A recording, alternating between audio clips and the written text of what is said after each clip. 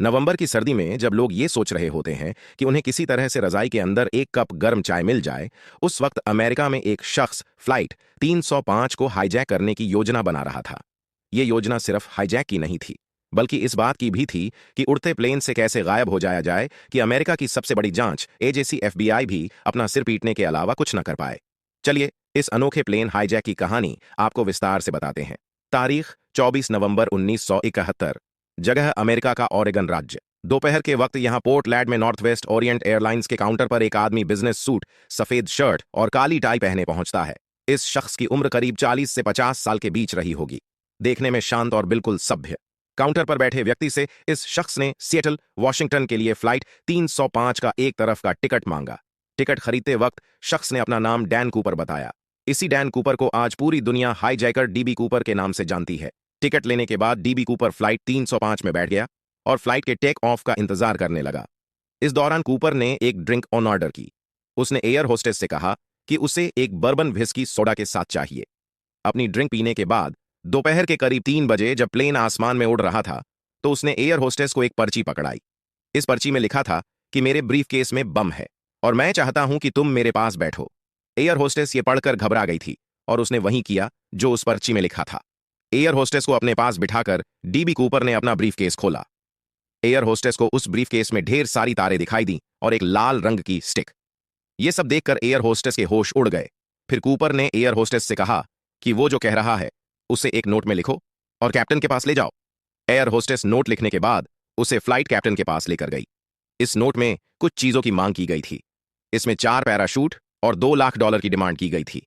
हालांकि इस डिमांड में सबसे ज्यादा हैरान करने वाली बात यह थी कि डीबी कूपर ने $2 लाख के सभी नोट $20 के नोटों में मांगा था।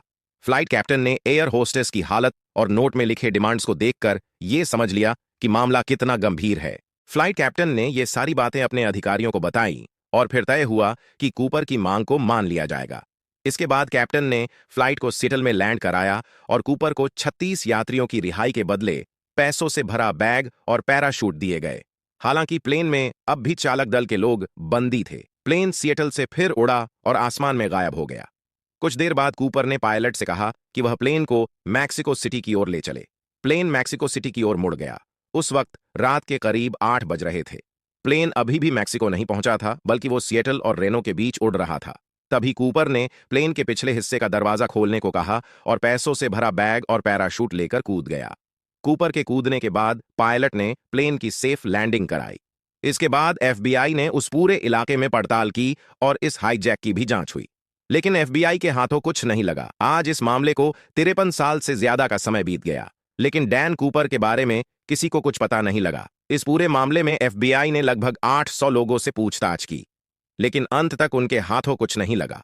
हालांकि एफबीआई बार बार ये जरूर कहती रही कि उस रात कूपर जहां कूदा था वहां जिंदा बचने के चांस नहीं है। एफबीआई इसके पीछे तर्क दे रही थी कि कूपर जो पैराशूट लेकर कूदा था वो खुला ही नहीं। पहले तो लोगों ने इसे एफबीआई की नाकामी बताई। हालांकि 1980 में एक लड़के को उसी इलाके के पास जहां कूपर कूदा था एक बैग मिला। इस बैग में ढेर सारे सड़े हुए $20 के नोट थे। ये नोट उसी सीरियल के थे जो कूपर को दिए गए थे।